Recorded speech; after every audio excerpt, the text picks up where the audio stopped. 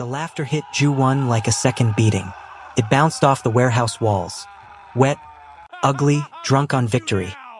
12 men in tactical vests doubled over with their hands on their knees, howling, slapping each other on the back, pointing at the great Kong Ju-won on his knees in a pool of his own blood. Look at him. Look at the Korean prince. Marco Beltran was screaming, kicking dust into Ju-won's face. On his knees, in my warehouse, and his useless black wife just standing there like a piece of furniture. The men laughed harder. One of them mimed crying. Another spat at Becky's feet. Becky did not blink.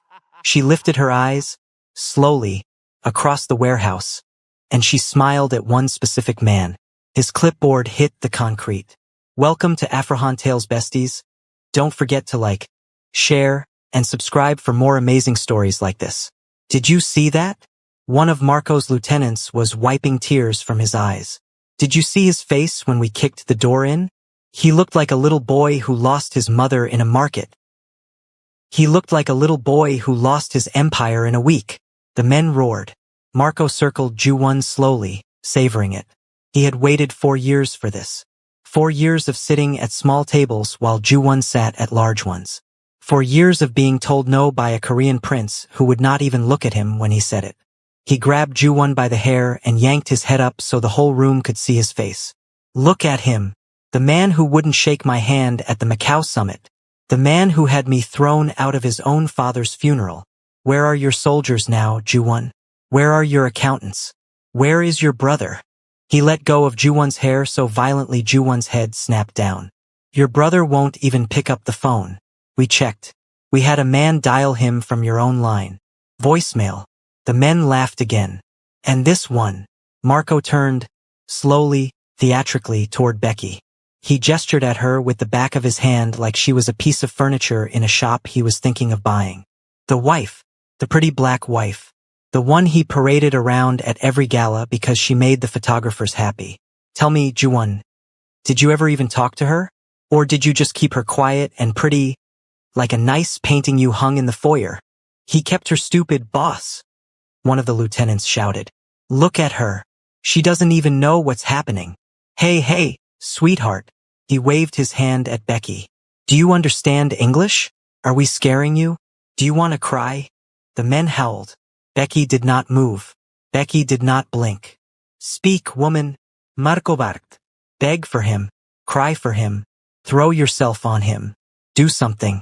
Show us you're alive in there. Silence. The laughter began to thin. Just a little. The kind of thinning that happens when men who have been laughing notice that one person in the room has not joined them and has not flinched and has not begged and has not done anything at all except stand very still in a black dress with her hands folded in front of her. Becky's eyes lifted. Slowly. Not to Marco. Past Marco. Across the warehouse. To a tall, thin man standing in the corner with a clipboard in his hands. His name was Reyes. He had been Marco's chief accountant for 3 years. Becky's eyes found his. She held them, and she smiled. A small smile. Quiet. Almost gentle. The clipboard hit the concrete with a clatter that cut through the warehouse like a slap. Every head turned. Reyes, Marco said. The laughter was gone from his voice now. Reyes, what the hell is wrong with you? Reyes opened his mouth. Nothing came out. Becky's eyes dropped back to her own hands. Marco stared at his accountant for a long moment. He shook it off. He turned back to Ju-won. He raised his pistol. He pressed the muzzle against Ju-won's forehead. The metal was cold. Any last words, Mafia King? Ju-won did not look at Marco. Ju-won looked at his wife. Becky's voice cut across the warehouse like a wire pulled tight. Marco. Marco froze. Check Reyes's left jacket pocket. Marco blinked at her. What? His left jacket pocket. Her voice was bored. Calm. Like a woman ordering tea in a restaurant. Now. Before this gets much, much worse for you. Marco's eyes narrowed. The room had gone very quiet. Every soldier had stopped laughing. Every man in the warehouse was looking at the woman in the black dress. Marco turned, slowly, toward Reyes. Search him. Boss. Reyes's voice was thin. Search him. A soldier crossed the warehouse in 3 strides and ripped Reyes's jacket open. From the inside pocket he pulled out a black burner phone. The phone buzzed in his hand the moment he held it up. A new message. The soldier read the screen. His face changed. Read it. Marco snapped. Boss. Read it out loud. The soldier swallowed. It says, confirm the kill. Payment released on confirmation. Yamada family. The warehouse went dead silent. The Yamada family was Marco's own backer. The family who had lent him every dollar of the operation that had brought Ju-won to his knees. Marco turned his head, slowly, toward Reyes. You sold me. Boss, I can. You sold me to my own. Reyes ran. He made it 3 steps. Marco shot him in the back. The body slid across the concrete and stopped against a stack of pallets. Then everything happened at once. Soldiers shouted. Radios crackled. 2 men bolted for the loading bay door. Marco screamed into a phone. Get me Yamada! Get me Yamada now! And in the middle of all of it, in the eye of the storm, Becky moved. She crossed the warehouse without hurry. She bent down beside the dead accountant. She picked up the fallen pistol from his hand. She walked to her husband. She raised the pistol. She fired 1 clean shot through the wire binding his wrists. The wire snapped. Get up, Becky said. Now. Ju-won got up. She pressed the pistol into his hand. Side door. Move. Becky, what? Move, Ju-won. They moved. Behind them, Marco was still screaming into the phone, still trying to figure out who had betrayed him, still not yet understanding that the betrayal had been standing in his warehouse the entire time wearing a black dress with her hands folded in front of her. Becky shoved the side door open. A black sedan was already idling in the alley, headlights off, engine running. The driver was a woman Ju-won had never seen before in his life. She nodded at Becky once. Becky nodded back. In, Becky said. Ju-won got in. The car was moving before the door was fully shut. For a full minute, neither of them spoke. Ju-won sat in the back seat with blood drying on his collar and his hands shaking in a way he could not control. He had not trembled since he was 14 years old. He looked at Becky. She was looking out the window. Her face was the same face it had been all night. Calm. Untouched. Becky. Not yet. Becky. Look at me. She turned. Her eyes were unreadable. Who are you? She studied him for a long moment. Your wife, she said quietly. That's not what I asked. I know. Becky. We are not safe yet, Ju-won. There will be time for questions. There is no time now. The car turned onto a highway he did not recognize. The driver had not asked for a destination. Becky had not given one. They were just driving smoothly, silently, professionally, like a route that had been planned years ago by people he had never met. Ju-won closed his eyes. The flashback came whether he wanted it or not. 6 months earlier. His office on the 42nd floor. A long glass table. 10 lieutenants flanking him. A $90 million deal on the screen behind him. Ju-won at the head of the table. His suit charcoal, his watch platinum.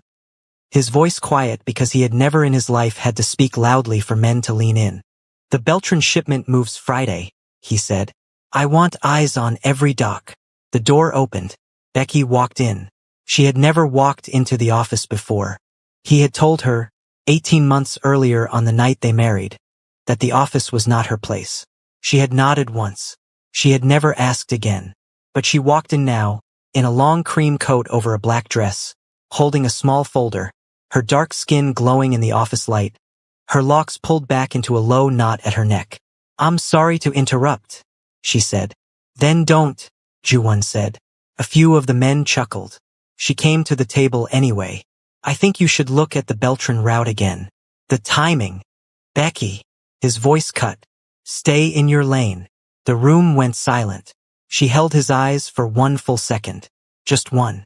Then she folded her hands in front of her, gave a polite nod, turned, and walked out. She did not slam the door. She closed it gently, like a guest leaving a dinner party. Minho, his oldest lieutenant, the man he called brother, the man who had held the rings at his wedding, laughed. Pretty women and big opinions, brother. Ju-won had not laughed. He had not defended her either. He had simply continued. The Beltran shipment had been seized 2 days later. 40 million in product. Gone. Ju-won opened his eyes. The car was still moving. Becky was still looking out the window. How long? He said. How long what? How long have you known this was coming? She turned to him. 6 months, she said. I tried to tell you. He could not breathe for a moment. The car drove on. The safe house was nowhere Ju-won knew. A small 2-story stone house behind a high fence in a neighborhood he had never set foot in. The driver entered a code at the gate. The gate slid open. They drove through. Inside, the house was clean, sparse, warm. Tea in the cupboard. Towels on the rack. A first aid kit already open on the kitchen counter. Lived in. Maintained. Ju-won stood in the doorway. Becky, I own 12 safe houses. 12. I committed every address to memory. This is not one of them. No. Then whose is it? Mine. He stared at her. Sit down, Ju-won. You're bleeding. He did not move. Sit. Down. He sat. She took the first aid kit. She pulled a chair close to him. She wet a clean cloth. She tilted his face up with 2 fingers under his chin, gently, carefully, and began to clean the blood from his lip. Her touch was steady. She did not look at his eyes. She looked at the cut. He looked at her. He had been looking at her for 18 months. He had never, until this moment, seen her. The small scar at the edge of her left eyebrow he had never noticed. The way her hands moved with a precision that was not a wife's precision. It was a soldier's precision. Or a surgeon's. Or both. Who taught you to dress a wound? He said quietly. The same person who taught me everything else. Who is that? She did not answer. She finished the cut. She closed the kit. She stood. There's a bedroom upstairs. Sleep. 3 hours. Becky. 3 hours, Ju-won. After that, we work. She left the kitchen. He did not sleep. He sat at the kitchen table and watched her through the doorway. She was on the phone. She was speaking Korean, English, and a third language he did not recognize coming from her mouth like she had grown up in it. She was giving instructions. She was receiving reports. Names came out of her like she had said them every day of her life. Tiago in Rio. Adiz in Lagos. The quiet one in Seoul. She was not reacting. She was executing. His pride rose in him like a wave. He could not stop it. He took out his phone. He turned it on. He dialed. Min-ho picked up on the second ring. Ju-won. Brother. Where are you? Where? Safe house. Outside the city. Bring men. Bring. In the next room. Becky's voice cut off mid-sentence. She walked into the kitchen. She saw the phone at his ear. Her face went very still. Ju-won, she said quietly. Hang up. He covered the receiver. He is my brother. Hang up the phone. You don't get to. I am telling you. Hang up. Now. And I am not asking. He turned away from her. Min-ho. The address is. Becky crossed the kitchen in 2 strides and pulled the phone out of his hand. She ended the call. She dropped the phone on the counter. What the hell are you? Get up. Becky. Get up, Ju-won. Now. We have less than 4 minutes. 4 minutes for what? She was already moving. She had a duffel bag over her shoulder. She had the driver back on a second phone. South exit. 2 minutes. She grabbed his arm. She had never grabbed him before. Not in 18 months, not once, and pulled him toward the back of the house. Min-ho is in the lead vehicle. Ju-won stopped. What? Move, Ju-won. She dragged him through the back, across a small garden, through a hidden gate in the fence he had not noticed, into a second car waiting in a service alley. The driver was a different woman this time. Becky shoved him into the back seat and slammed the door. The car was already moving. 3 seconds later, behind them, the front of the safe house exploded. Ju-won felt the shockwave through the car windows. The whole vehicle rocked. He turned in his seat. Through the back window, he saw black smoke rising over the roofline. He saw 3 black SUVs parked at the front gate. He saw men in tactical gear pouring through the wreckage of the front door. He saw Min-ho stepping out of the lead vehicle, calm as a Sunday morning, scanning the building. Ju-won turned back. He sat very still. He put his hands flat on his knees because if he did not put them somewhere he was going to be sick. Becky did not say I told you so. She did not look at him. She made another phone call. She gave another address.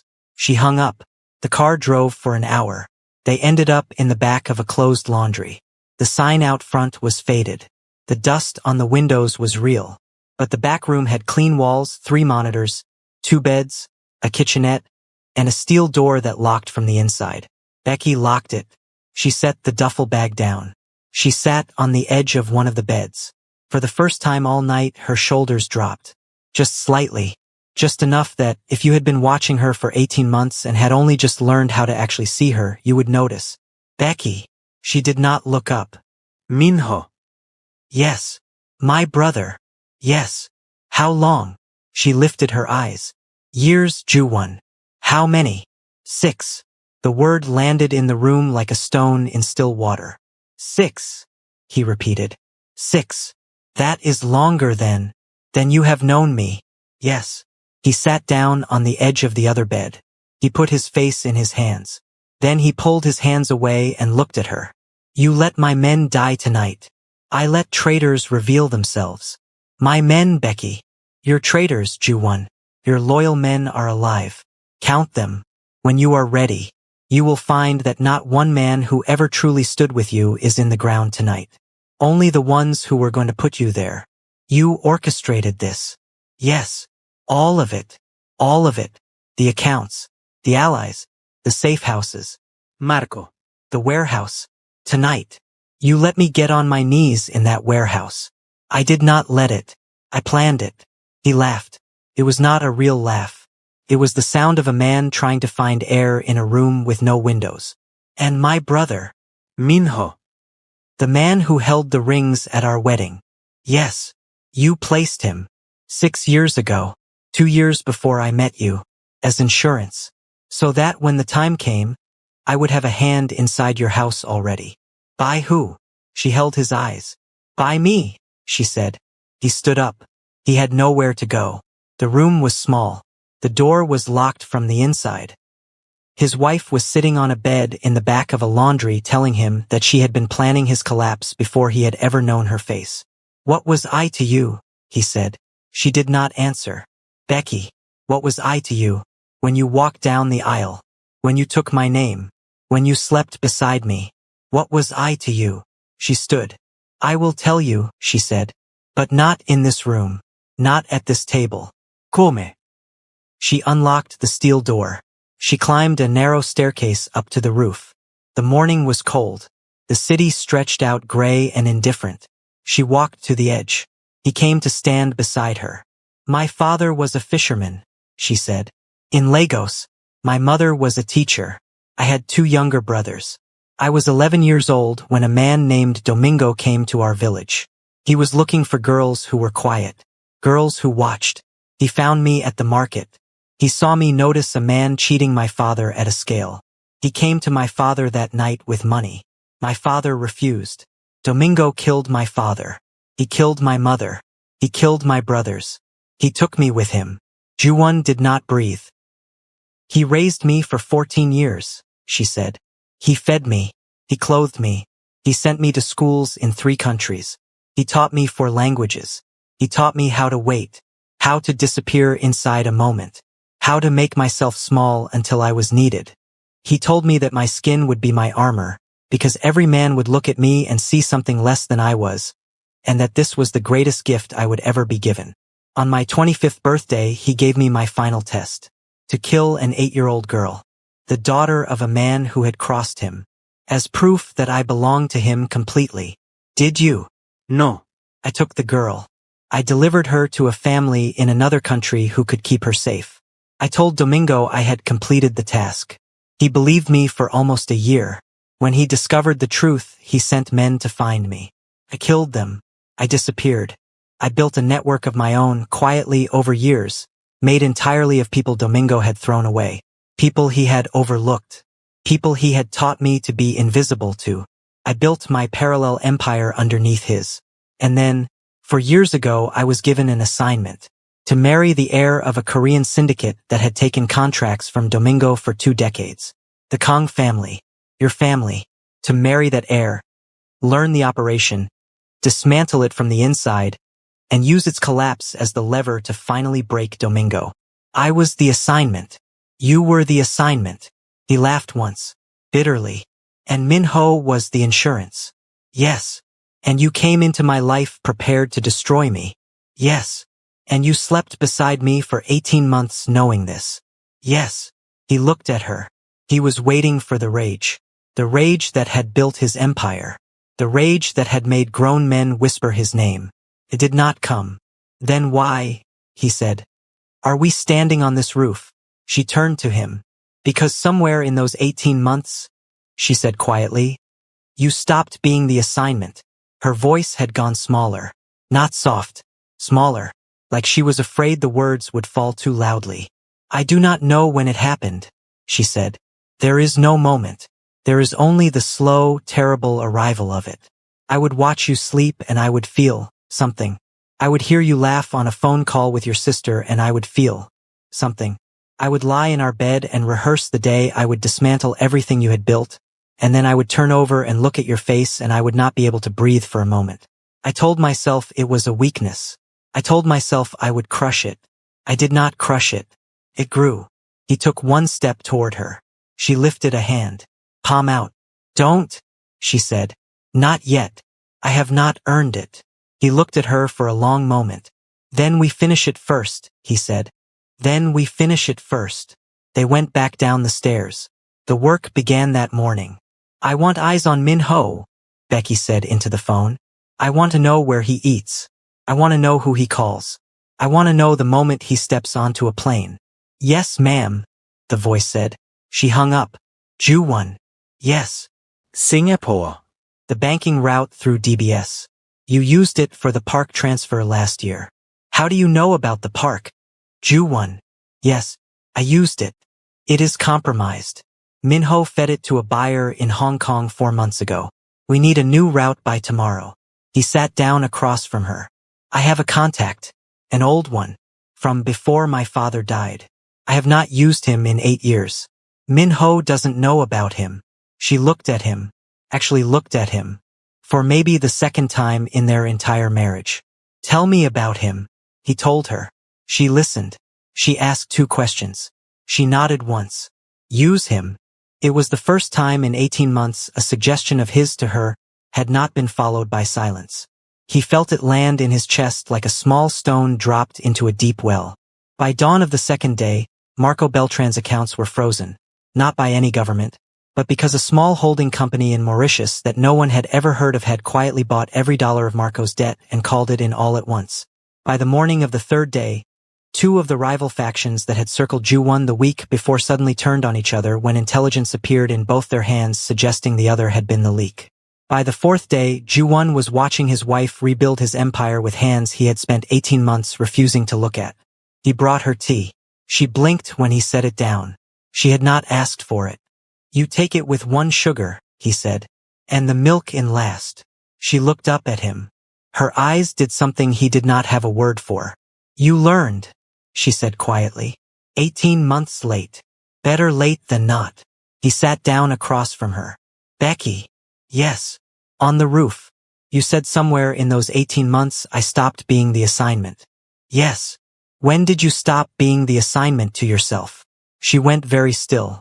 She set the tea down. She did not answer for a long time. I will tell you, she finally said. When this is over. All right. All right.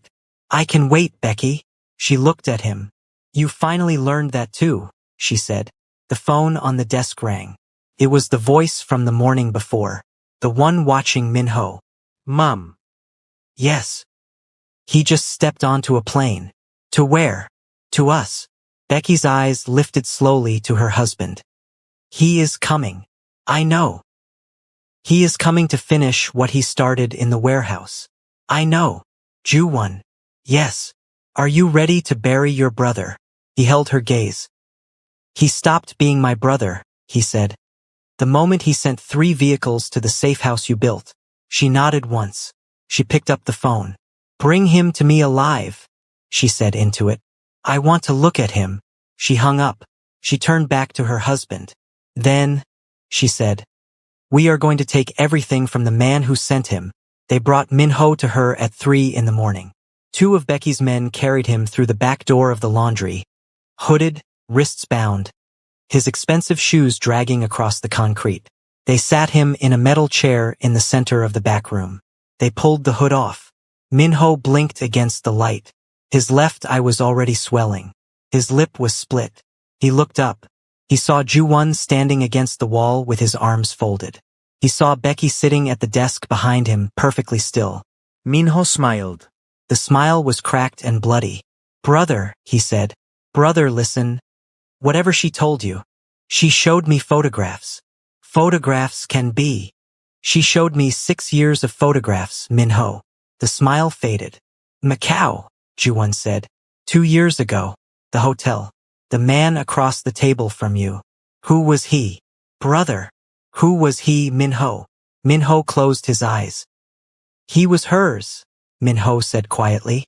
"And the parking garage in Busan. The woman in the gray coat. Who was she? Hers.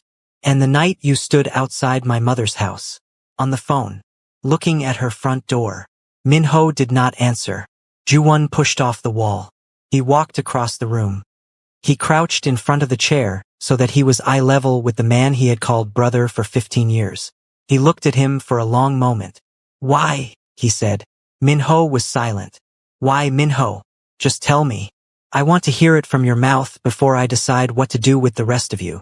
Minho lifted his eyes. "Because she paid better. That's not the answer. It's part of it. Then tell me the rest." Minho looked at him for a long, tired moment. Then he laughed once, and the laugh was small and sour. "Because you never noticed me, brother. Not really. Not the way a brother should.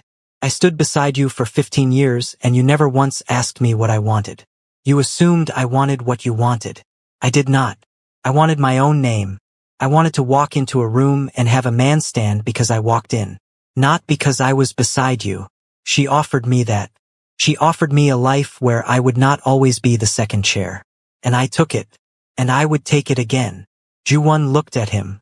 He thought about every dinner, every operation, every time he had clapped Minho on the shoulder without looking at his face. Every time Minho had spoken at a meeting and Ju-won had finished the sentence for him because he assumed he knew what Minho was going to say. He thought about the way he had assumed. He stood up. "You will not be killed," he said. Minho's eyes flickered. "You will be sent away. You will keep your life. You will not keep your name. You will not keep your money. You will not keep your face. There is a man in Bangkok who owes me a favor and who is very good with bone. When he is finished with you, your own mother will not know you on the street. After that, you will go to a country I will choose. You will stay there. You will not contact anyone. If I see you again in this country or any other, you will not see me coming. Do you understand me, Minho?" Minho closed his eyes. He did not speak for a long moment. "Yes," he said. "I understand." Ju-won turned. He walked to the door. He stopped. Minho. "Yes. You were right. I never asked. I am sorry for that. It does not change what is going to happen to you. But you were right." He walked out. Becky was still at the desk when he came back into the front of the back room. She had heard everything. She did not look up from the laptop. She did not say anything for a long moment. Ju-won. "Yes. That was hard. Yes. You did not have to spare him. I know. Why did you?" He sat down across from her. He took a long breath. "Because the man who would have killed him," he said, "is the man you were sent here to dismantle. And he is dismantled now." She looked at him. She looked at him for a long time. Her face did not change. But something behind her eyes did. "Come here," she said quietly. "What?" "Come here, Ju-won." He came around the desk. She stood. She lifted her hand. She did not touch his face. She held her hand close to it, an inch away from his cheek, like a woman testing whether she was allowed to. "You are not the man who walked into that warehouse," she said. No. "You are not even the man who got into the car." No. "Good," she said. She lowered her hand. She sat back down. She turned the laptop toward him. "Now," she said, "look at this. We are about to take everything from the men who laughed at you." The screen showed a map of the city. There were 47 red pins on it. "What am I looking at?" he said. "My empire." He looked at her. "You said you had a network. You said it was quiet. You did not say it was. 47 properties, Ju 1. 3 banks. 2 private security firms. A shipping company in Rotterdam. A construction firm in Lagos. A media holding company in Seoul that owns 2 newspapers and a cable channel. 1,100 soldiers across 9 countries. The men you saw at the safe house driving the cars are the lowest tier of what I built. I did not build it loudly. I built it underneath. I built it in places men like Domingo and men like you did not look. Cleaning companies, catering services, florists, hotel staff, the people who pour your drinks at galas, the people who park your cars at restaurants, the people who deliver your dry cleaning. I built it from the people you stopped seeing the moment you turned 18 and put on your first expensive suit. He could not speak. She turned the laptop back. She typed. And tonight, she said, we are going to use it. The takedowns began at 4 in the morning. Marco Beltran's wife woke up to find his accounts emptied. Not just frozen. Emptied. Every dollar moved through 14 jurisdictions in under 9 minutes by a team Becky had on standby in 3 time zones. Marco's 2 private planes were impounded at the airport before sunrise on a tip from the Yamada family's own internal compliance officer, who happened to owe a woman in Tokyo a very old and very specific favor. By 6 in the morning, Marco's name was on the front page of 3 newspapers in connection with an embezzlement scandal that had not existed 24 hours earlier and whose paper trail went back 4 years. By 7, the rival factions who had circled Ju 1 in his weakest week, the ones who had taken Marco's calls, who had refused to pick up Ju 1's, who had whispered in their own boardrooms that the Korean prince was finished, woke up to discover that their enemies had received intelligence packages overnight. Names, dates, routes, photographs, each package suggesting the other faction had been the leak that brought Ju 1 down. By 9 in the morning, 2 of those factions had opened fire on each other in a parking garage downtown. By 10, 3 of them were in police custody. By noon, Marco Beltran was on a plane out of the country with his shirt unbuttoned and his hair wild, trying to reach a Yamada cousin who would not pick up the phone. Ju 1 watched it happen from the back room of the laundry. He watched his wife conduct it the way a maestro conducts an orchestra. She did not raise her voice once. She did not look at him for permission. She moved through it like a woman who had been moving through it her whole life. Ju 1. Yes. Hong Kong call. Your contact. The one Min-ho doesn't know about. He picked up the phone. He spoke quietly for 2 minutes in Korean. He hung up. Done. She nodded. She moved to the next pin. He watched her work and felt something settle in his chest that had not settled in 18 months. It was not pride. It was something quieter. It was the feeling of a man who had been carrying a heavy thing alone for a long time, finally setting it down, and discovering that the woman beside him had been carrying a much heavier thing the whole time, alone, without complaint, and had been waiting for him to grow up enough to help her with it. He sat down beside her. He did not interrupt. He waited until she finished a call. He set a cup of tea down by her hand. 1 sugar, he said. Milk last. She looked at the cup. She looked at him. She did not say anything. She picked it up. She drank. By the morning of the 7th day, the rebuilding was visibly underway. Becky's holdings had absorbed 3 of Ju 1's frozen accounts through a series of legal mergers that took place in offices Ju 1 had never set foot in. The new entity quietly, almost invisibly, held more capital than the original Kong organization had at its peak. The remaining loyal lieutenants, the ones who had survived the purge because Becky had let them survive, were summoned one by one to a small conference room above a restaurant Ju 1 did not know his wife owned. The first lieutenant who came was a man named Hyun-woo. He had stood beside Ju 1 at the boardroom meeting 6 months earlier. He had been one of the men who had laughed when Ju 1 had told Becky to stay in her lane. Hyun-woo walked into the conference room. He saw Ju 1 standing by the window. He bowed deeply. He turned. He saw Becky sitting at the head of the table. He froze. This is... Hyun-woo started. Sit down, Becky said. Hyun-woo did not sit down. Boss, he said to Ju 1.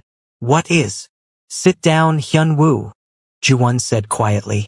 When she tells you to sit down, you sit down. Hyun-woo sat. Becky did not raise her voice. She did not need to.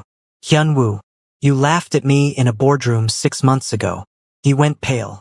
Mom, You laughed when my husband told me to stay in my lane. You laughed loudly. I heard you through the door. I remember the sound of your laugh specifically. I have been remembering it for 6 months. Mom, I'm so sorry. I am not asking for an apology. I am telling you that I remember. I am telling you so that you know, when you look at me from this day forward, that I know what you sounded like when you thought I was not listening. You are going to do 3 things for me, Hyunwoo. You are going to take charge of the Busan operation. You are going to triple its output by the end of the year. And every Friday evening at 6 p.m., you are going to call this office and you are going to give me a report. You will call me ma'am. You will not call me Mrs. Kong. You will not call me boss's wife. You will call me ma'am. Do you understand me? Yes, ma'am. Stand up. He stood. Look at me. He looked. Bow. He bowed. Deep. Lower than he had bowed for Ju-won at the door. He held it for a long second. He straightened. He left. Ju-won watched him go. He turned to Becky. Becky. Yes. That was the first one. Yes. There are 9 more. There were 9 more. She brought them in one by one across the day. Each one walked through the door expecting Ju-won. Each one found Becky at the head of the table. Each one stiffened. Each one was told, calmly and specifically, what they had said about her or what they had laughed at 6 months ago. A year ago, 2 years ago. None of them had known she had heard. None of them had known she had remembered. By the 8th lieutenant, the news had spread through the building, and the 9th man came in already pale, already preparing his bow. Ju-won stood by the window and watched it happen. He did not speak. He did not need to. There was nothing for him to say. The room was hers. The men were hers. The empire that was forming in the wake of his fall belonged, fully and visibly, to the woman he had married 18 months ago and had never once seen. When the last lieutenant left, Becky finally let her shoulders drop. Just slightly. She turned her chair to look at her husband. Ju-won. Yes. I have one more name on the list. Whose? Minho's replacement. The man who will now sit in the second chair of this organization. Beside you. Beside me. Who is it? She looked at him for a long moment. It is you, she said. He blinked. What? You are going to take the second chair. Becky. The second chair is. It is the second chair. Yes. And you. I will take the first. He looked at her. He laughed once. It was not bitter. It was something closer to wonder. You are going to make me your lieutenant. I am going to make you my partner. The second chair is the partner's chair, Ju-won. Minho's chair. The one beside the head. The one that no man takes unless the head trusts him with everything. And you trust me with everything. I am beginning to. After what you have become in 9 days. Yes. He sat down across from her. He looked at his hands. He looked at her. All right, he said. All right. I will take the second chair. For now. He smiled. Just a little. For now. She did not smile back. But something in her face softened in a way he had never seen. The phone on the desk rang. She picked it up. She listened. Her face went very still. Ju-won. Yes. Domingo is in the country. He was already standing. Where? He flew in this afternoon under a name I built for him 15 years ago and never told anyone existed. He is using it because he wants me to know. He wants me to see him coming. He wants to draw you out.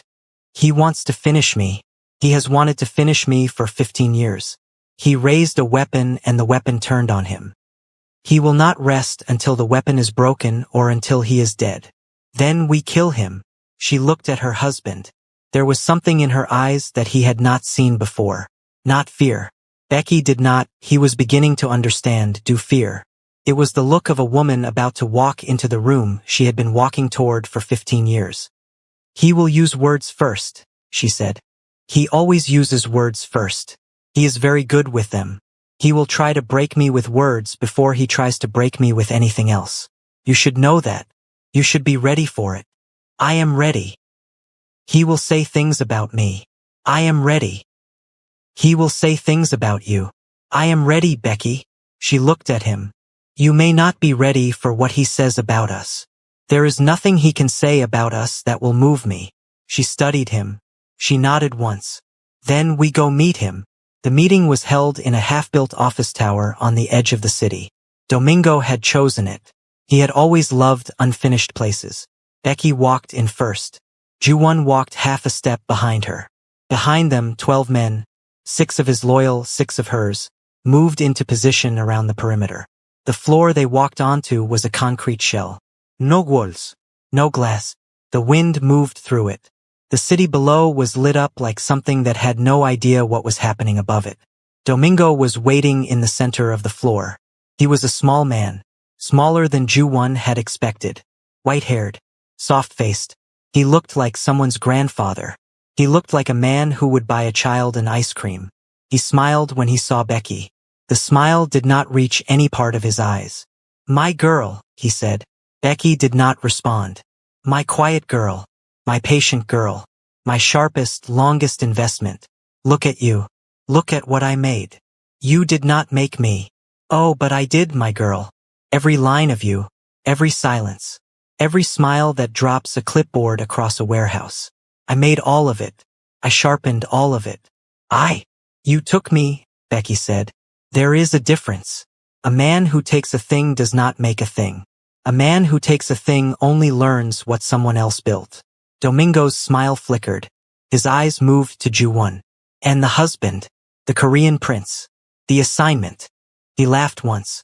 "Tell me, prince. Did she tell you what you were? Did she tell you the file I keep on you?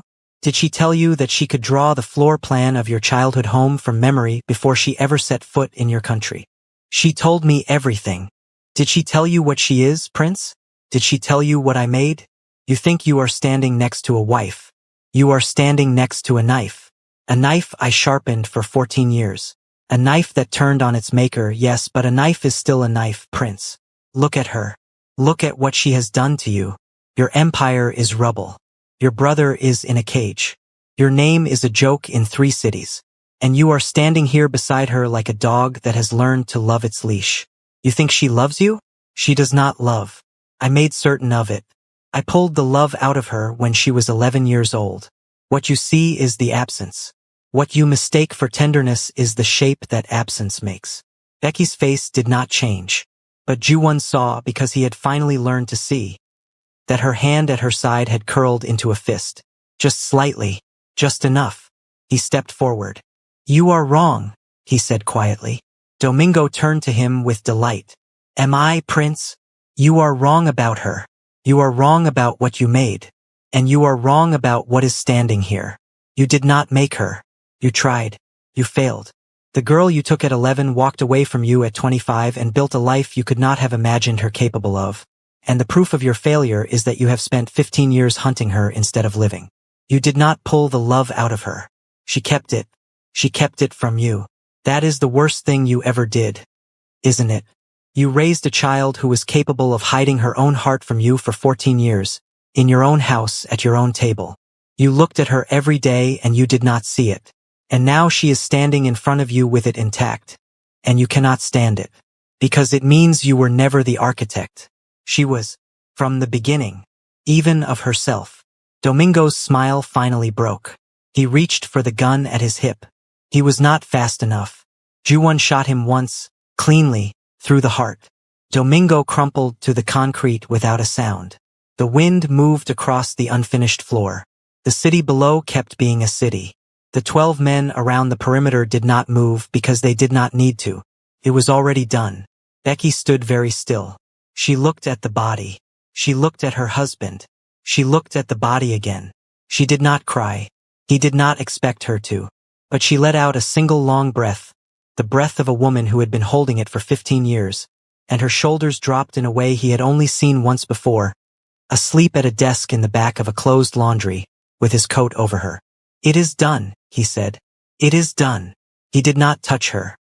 He had learned in 9 days when not to touch her. She turned to him. "Ju-won." "Yes. There is one more thing. Tell me." The collapse, the whole of it, was not only about Domingo, was not only about exposing the rot in your house. It was also about you. "I know. You know. I have known since the roof. You did not need to say it. You changed the plan because the plan required a man you could rule beside. You needed to know if I could become him. You did not test my love for you. You tested whether I could survive losing everything and still find myself. And whether the self I found would be a man worth standing next to. That is what you were doing. That is what these months were. She looked at him for a very long time. Yes, she said. And. She did not finish the sentence. He waited. She did not finish it. He understood that she would not finish it tonight. That some sentences had to be earned over more than a single confrontation on a concrete floor with a dead man cooling at their feet. He understood that this was the cost of what she had carried alone for 15 years. He understood that he would have to be patient now. He nodded once. Then we go home, he said. We go home. 3 weeks later, the boardroom on the 42nd floor was full again. Not as full as it had been. Many chairs were empty. Many names had been removed. But the men who remained were the men who had survived the fire, and the men who had survived the fire had learned how to bow. Ju-won walked in. They stood. He had not asked them to. They had simply learned. Then Becky walked in half a step behind him.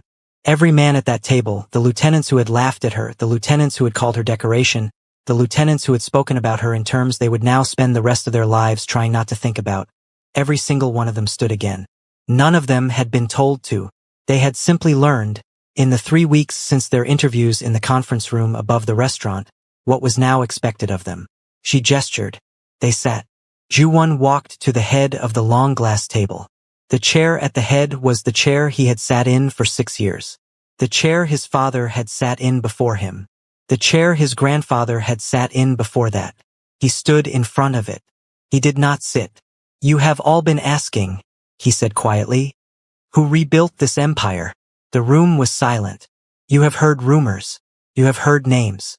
You have heard impossible stories about a hidden network and a parallel operation and a strategist who moved through this house for 18 months without any of you noticing.